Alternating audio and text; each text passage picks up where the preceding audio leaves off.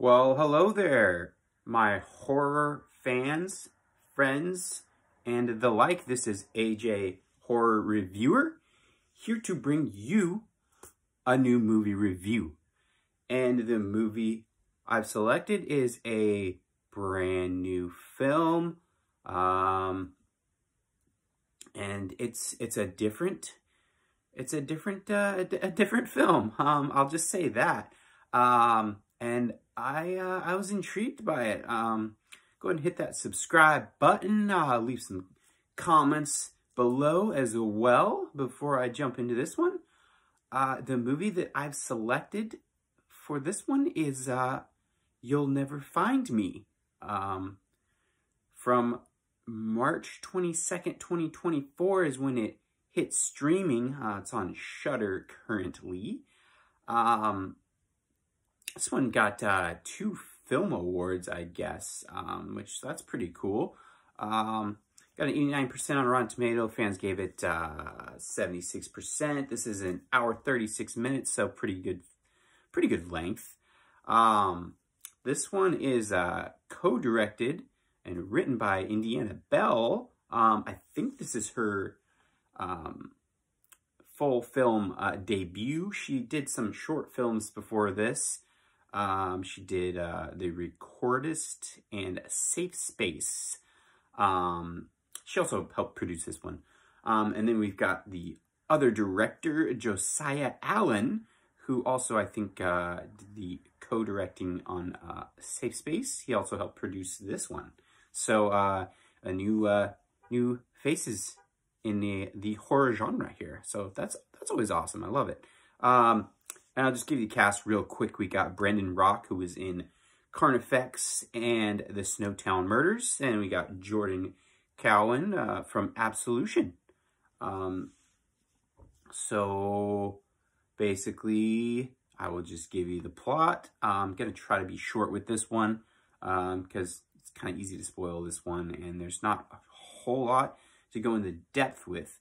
I will, before I jump into this, maybe I'm going a little too deep with my thought process in this one, but this one had a feel of almost a pandemic vibe to me. I don't know if that's just me personally, but it starts off with a gentleman in a, it seemed like a trailer park, mobile home park. He's obviously by himself. And like, it almost just feels like that isolated feel of like when the pandemic was in the heaviest part and we were just all trapped inside. We couldn't go anywhere. And the effect that they take on this one is with the weather. There's just this huge storm going, and basically he's kind of not holding up, but I mean, he's staying in there because he doesn't want to have to go out in the weather, and he's kind of self-isolating in a way. So it's a slightly different, but I don't know, I got that vibe of like the pandemic in a way. But he hears, to give the plot of it a little bit, he's just chilling in his home and hears a bang, bang, bang on the door, super loud. I was like, geez, this person must really, really want to get in, right? And he kind of ignores it. He's like, whatever. He's like, I don't want to talk to anybody, blah, blah, blah. He seems like a hermit. Like, that's the vibe he's giving off. And the knocking continues until he's like, all right, I'm just going to answer this damn door.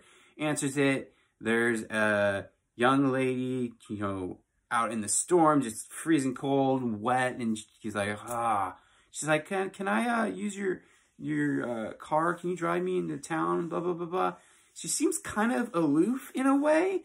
And he's like, oh, my car's not working, but you can come inside, whatever. She comes in, and at this point, you're kind of like, so is she like gonna be a villain?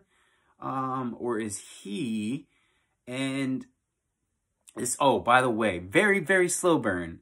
Nothing really horror style or scary happens till the very end. You're just kind of like at unease throughout this whole film. So they're just talking, basically, and he kind of has a weird vibe, but you can tell, like, that he hasn't seen people in a really long time, and she's kind of, her stories aren't necessarily accurate. Like, she keeps saying things that don't make sense, and then he's like, wait, but you said this, and she's like, oh yeah, sorry, I'm losing it, blah blah blah blah.